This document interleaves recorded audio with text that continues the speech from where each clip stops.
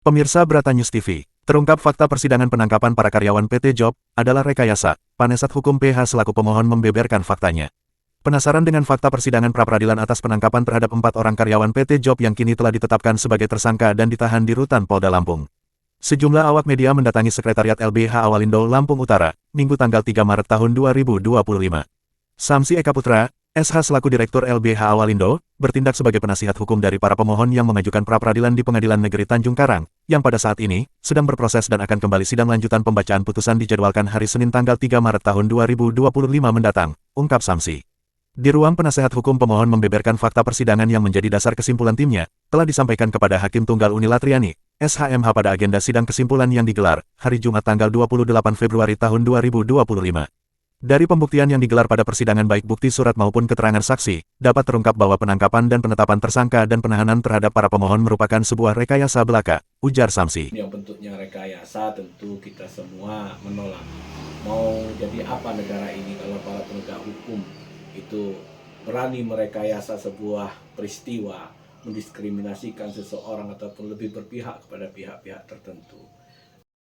Hal ini tidak terbantahkan manakala saksi AS selaku saksi pelapor di saat ia menceritakan kronologis perjalanannya bersama pelapor, Nur Wahid, dari Tanjung ini menuju Stokvel di Panjang. Dalam perjalanan pelapor sudah ditelepon oleh bos dari ekspedisi angkutan batubara. Dia bersama pelapor diperintahkan untuk membuat laporan di Polres Lampung Utara, dan di Polres Lampung Utara mereka sudah disambut oleh mantan Kasat Reskrim Insial Boy ketika itu. Setelah mereka usai dari pertemuan itu lalu merencanakan segala sesuatu dan mereka berangkat secara bersama untuk melakukan penangkapan terhadap para pemohon, beber Samsi.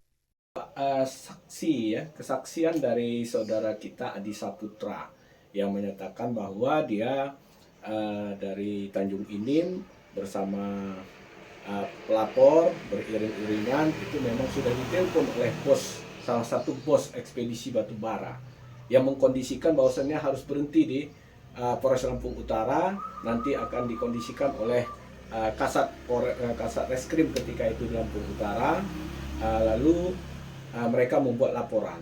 Nah, itu sudah dipaparkan di depan muka hakim tunggal ya, di persidangan kita pada tanggal 25. Lalu pada peristiwa kejadian saksi YH menjelaskan bahwa pada saat terjadi penangkapan terhadap para pemohon, YH selaku saksi sedang berada di kantin yang jaraknya lebih kurang 5 meter. Saat itu YH melihat ada satu unit mobil truk tronton angkutan batubara berhenti di depan pos. Namun sopirnya tidak segera turun. Ada selang sekitar 5 menit barulah seseorang yang turun dari mobil tersebut, langsung menodongkan senjata api jenis pistol ke arah pos. Sambil si oknum itu berteriak, "Saya polisi, jangan bergerak," teriak dia, si oknum polisi. Saksi dapat mengenali seorang oknum tersebut apabila dipertemukan, oknum berambut putih dan berjanggut. Pada saat itu setelah dia menodongkan senjata ke arah pos dan tidak lama kemudian, menyusul 2 buah mobil pribadi beriringan, langsung masuk ke lokasi res area pos pantau, terjadilah penggerebekan dengan para pekerja PT Job, terang Samsi. Lalu pada saat Yunizar dimintai memberikan kesaksiannya di muka persidangan yang tentu di bawah sumpah, ini Yunizar menyatakan bahwa dia ketika itu menunggu aplusan kerja berada di kantin. Nah, dia ngelihat ada mobil Puso membawa batu bara berhenti. Tapi nggak langsung turun, ada setelah beberapa menit, nggak lama turun seseorang. Orang turun ini langsung menodongkan pistol, berteriak menyatakan bahwasan dia polisi, jangan bergerak, gitu kan? Nah, bagaimana mungkin si Nur Wahid ini diperas oleh orang-orang yang ada di posko ini, dalam hal ini 4 orang yang menjadi kesakitan saat ini. Sementara Nur Wahid ada di mobil, yang turun duluan itu anggota polisi. Yunizar dapat menunjukkan waktu itu, artinya dia ciren orangnya. Polisi itu berambut putih, berjanggut. Orangnya agak pendek. Artinya ketika kita hadirkan, dia tahu bahwa ini ada anggota polisi. Nah, ini artinya ini yang kami dugakan bahwa ini adalah perbuatan rekayasa. Karena Nur Wahid tidak pernah diperas sebagaimana BAP yang disebutkan oleh Nur Wahid. Dia turun dari mobil menyerahkan uang 30.000 tapi ditolak, lalu dimintakan 60.000, Nur Wahid dipaksa. Kapan Nur Wahid ini dipaksa? Karena dia di atas mobil. SPDP ya. Kalau di SPDP itu kejadiannya tanggal 19 pukul 00.10. Tapi ternyata pada faktanya dibuktikan dengan CCTV, lalu kesaksian dari para saksi, itu faktanya pada tanggal 18 Desember 2024, bukan tanggal 19, tepatnya pada pukul 23.30. Nah, ini waktu saja sudah tidak tepat gitu. Jadi tidak ada kepastian dalam hal tindakan hukum ini. Artinya pihak termohon dalam hal ini Polda Lampung itu membuat laporan jelas-jelas ini sudah sebuah rekayasa, waktunya saja sudah berbeda tanggal. Fakta sebenarnya tanggal 18 tapi mereka sampaikan itu tanggal 19. Dan itu kita coba uji dengan saksi ahli ya, yang ketika itu hadir Dr. Ahmad Rizal Ardiansah SHMH. Beliau juga artinya memastikan bahwa waktu itu adalah sesuatu yang mutlak, artinya kepastian hukum yang mutlak harus tepat, seperti itu.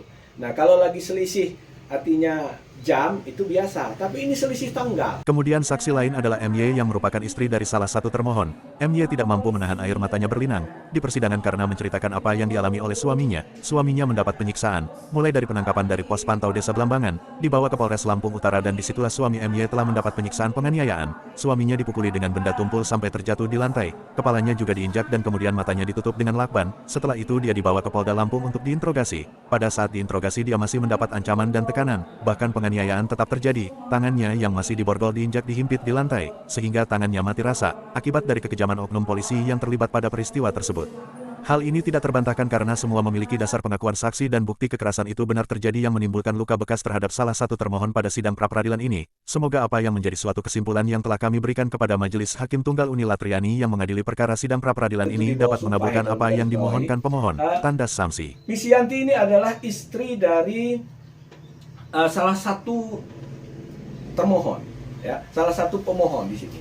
Nah, dia menjelaskan bahwa pada saat itu dia ditelepon oleh istri suaminya lewat video call. Dia menunjukkan lebam-lebam di mukanya dan itu sudah kita rekam ya, ada rekamannya dan kita serahkan kepada majelis hakim bukti otentiknya.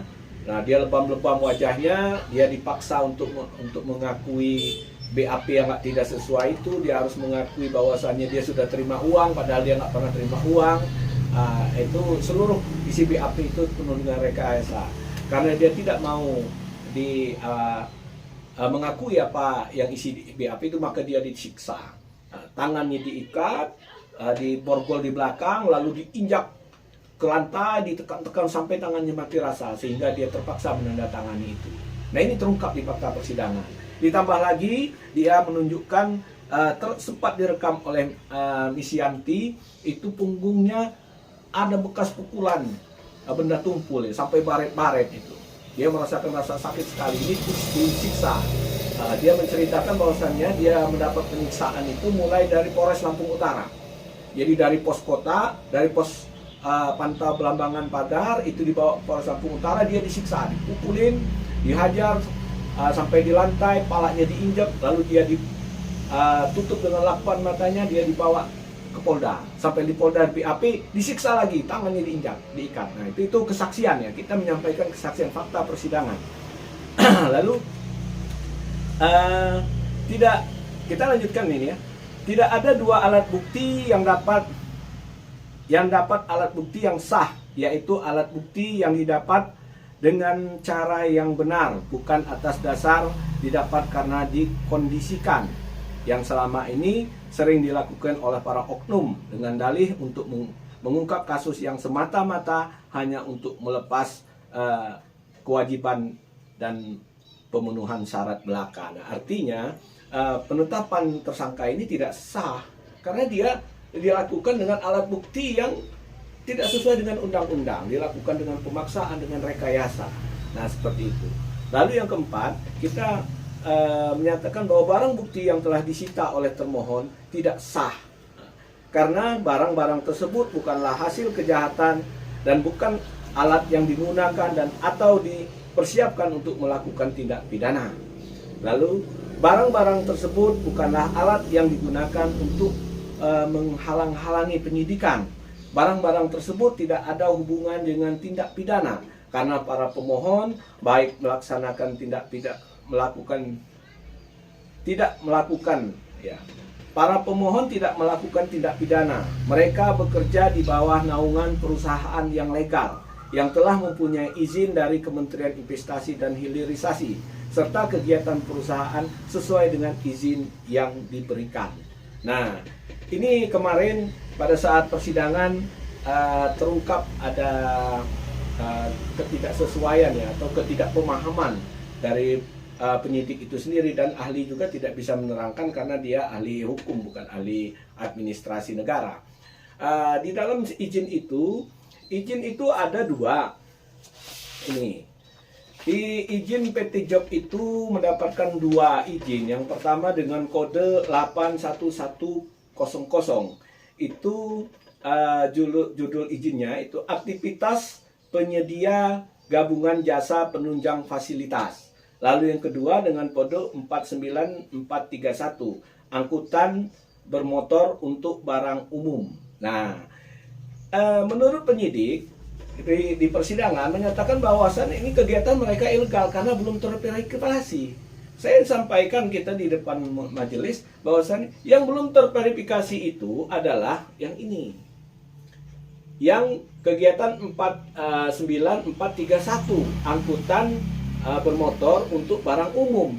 Karena memang PT Job itu belum melakukan kegiatan itu. Yang mereka lakukan adalah kegiatan yang pada kode 81100. Nah ini itulah yang kami sampaikan dalam kesimpulan kemarin tanggal 28 Februari ya. Aduh.